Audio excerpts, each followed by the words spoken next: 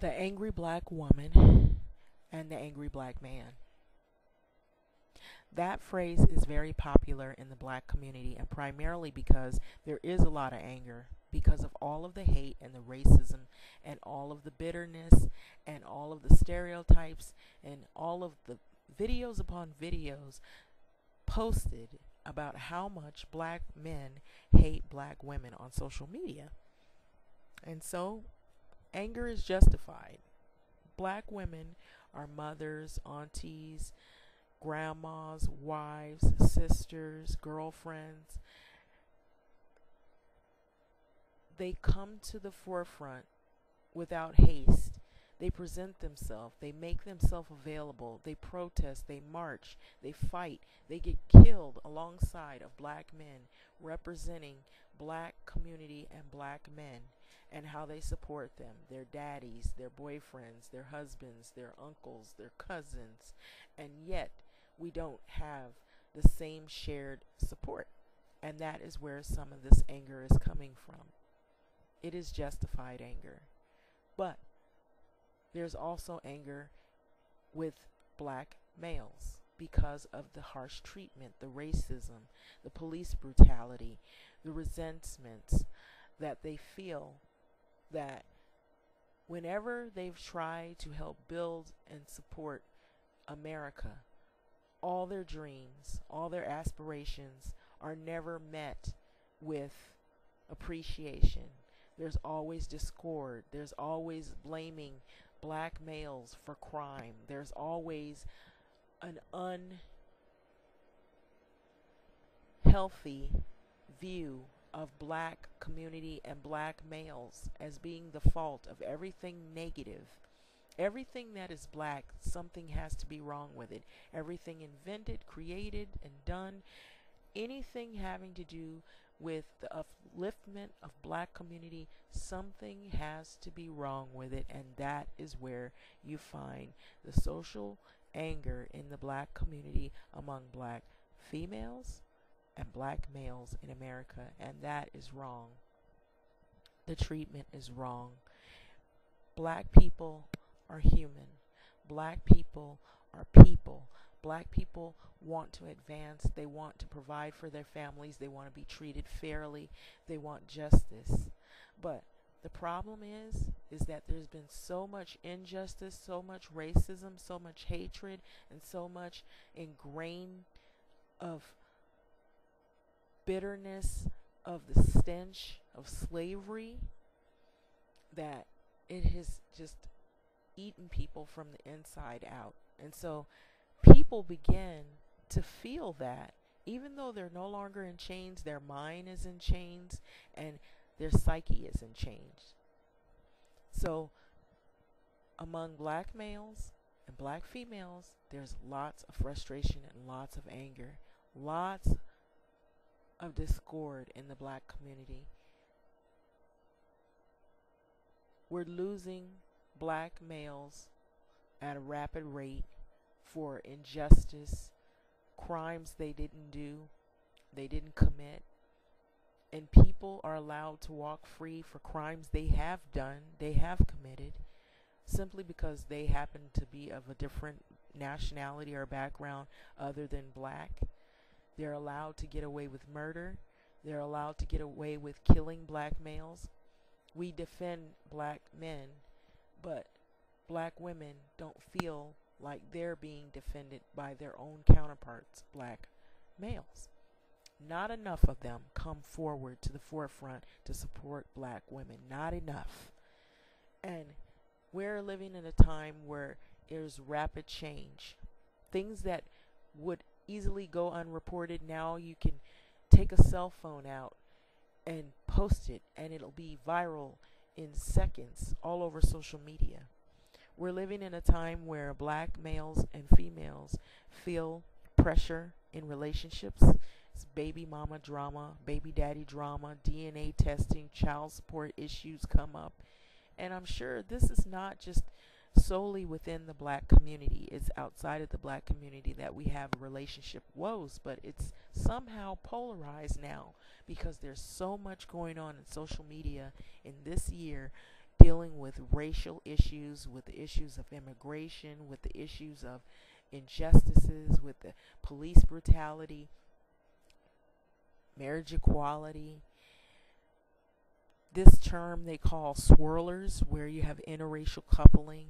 And anytime somebody posts anything that has to do with a black woman and a white man, something is wrong with it, extremely wrong. If it's the other way around, if it's a black man with a white woman or a woman that isn't of color, there's something extremely wrong. Now, there are people who do meet people of another nationality, background, and it really is generally for good reason that they want to be together, and there's no malice with it. It isn't, oh, you're an experiment, or oh, I just want to date somebody outside of my race so I can make black women mad, or I can make black males mad. They really are together because they care about one another. There's no malice, there's no hidden agenda behind it. But then you do have some people who date outside of their background because there is some anger and some bitterness towards people of their own culture. And so that's where a lot of this is coming from, where some people will say on social media, I hate the swirlers, I don't like swirlers, or why is she dating outside or he dating outside of his race? So black men are felt hated for dating outside of their race, and black women are also hated for dating someone or marrying someone outside of their race. And so you'll get these people on social media, some who say they're okay with it, and then others who will just detest someone who dates outside of their race, and they feel like that it's going to infiltrate, or it's going to, destroy that nationality and the wholeness and the soul of that race. Then you have the issue with black LGBT individuals who are mistreated, not only because they're black and the racism and all that comes with it, but also because of who they choose to be in a relationship with. So they're met with a lot of hate on top of that. And then you have progressive women and the non-progressive women, women who maybe they're still liking that whole thing with staying home and having babies. They don't want to go and get educated. They don't want to go out and get a job. They want to stay home and have somebody take care of them. But then you have a new day and age, a new generation, and the way times are, we can't afford to do that anymore. So you got progressive women. Feminism is blamed on white people. Oh, the white people created feminism. When I looked and last checked, there were both white and black feminists. The only difference with them is that they all kind of want similar things, except the white experience is different than the black experience. So you have black women who kind of branched out and formed their own black feminism. That's how I saw it. And that's how it is in history. You can see that. And then you have black women who, they have to help their family. They have to pay the bills. They have to go out and get a job. They have to get educated, because who's going to keep the lights on? Who's going to get the diapers? Who's going to get the milk and the food? And who's going to be able to, have a place to sleep? So you have to be productive, and you have to be progressive. And we're living in a time where the middle class is almost no more. So it's either going to be the wealthy and the non-wealthy. And then we do have transgender people that are in the black community. Like I said, we have an LGBT presence, which is not looked at the same as the white counterparts. It's almost like the feminine issue, where you have your white feminists, and then you have your black feminists, and you have your white LGBT people, you have your Ellen DeGenereses, and then you have your Queen Latifahs.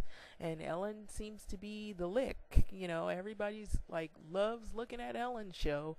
But then when it comes to Queen Latifah, you got some people who are okay with it, as long as she doesn't mention that she's a black lesbian. You have black lesbians. They face the fact that they're black, they're a woman, and they're lesbian. And then they get the same hate from others within their own black community. Then I've heard people who hate on a black woman if she finds a white woman that's a lesbian, and they have hate towards her because, oh, she's a swirler, but a gay swirler, a lesbian swirler. So there's hate within that.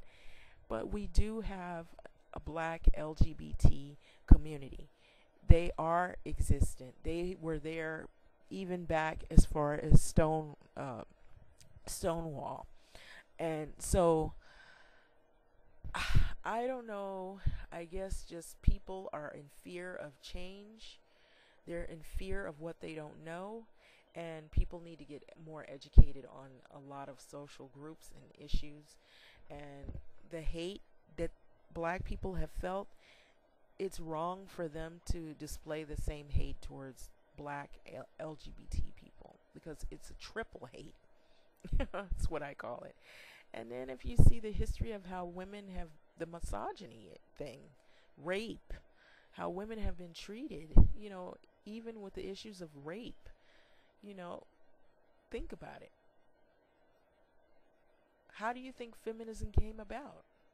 Women were tired. They didn't want to be treated like that. Some men, they want the power. They want to provide financially, but have no means to provide. And so they use sex. And they think that's all the woman wants. But if sex, that's just all it is. It won't keep the lights on. It doesn't pay the bills. It doesn't pay the rent. And it's, after that's all done and over with, now what?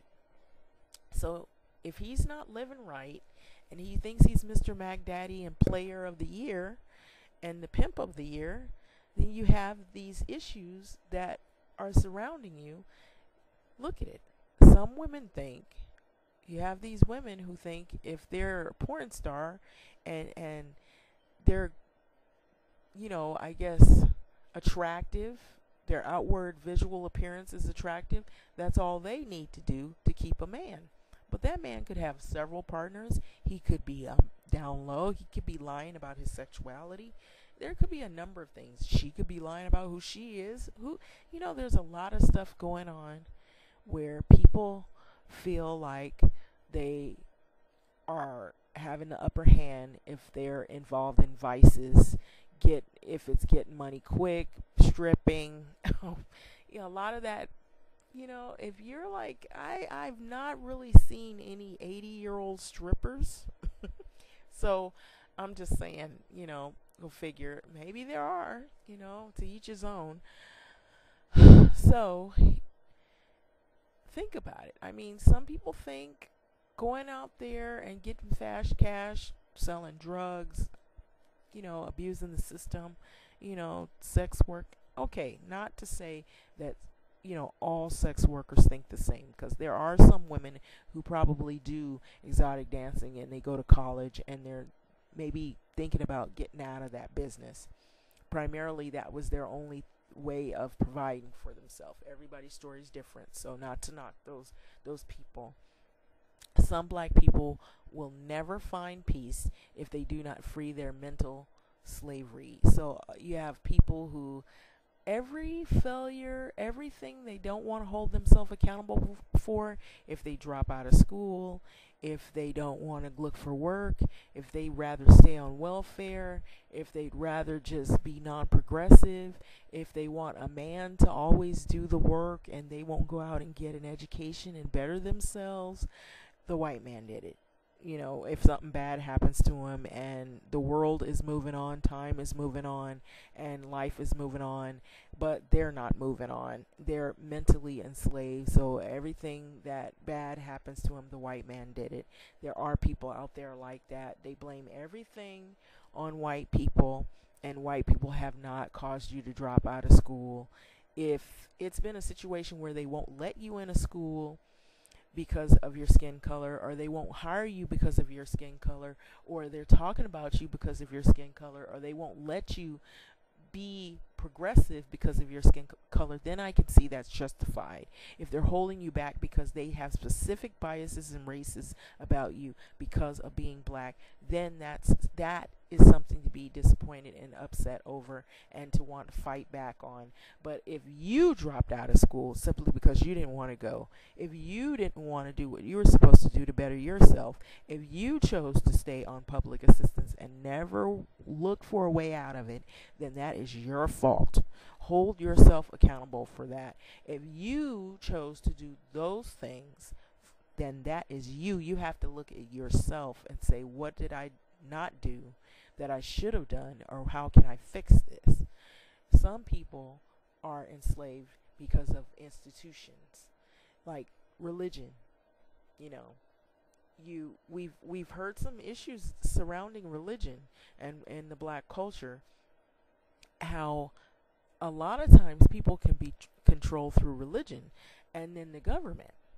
And that, I would say, is not 100% all those people's fault, because in history we were given Christianity, and there are some institutions of religion where people take advantage of poor black people and they take all their money, or they tell them they preach prosperity preaching, and the people are already in a wretched state, or they're in a poor community, so they think that, well, if we can't get our freedom, our racial equality, we'll get it in the afterlife.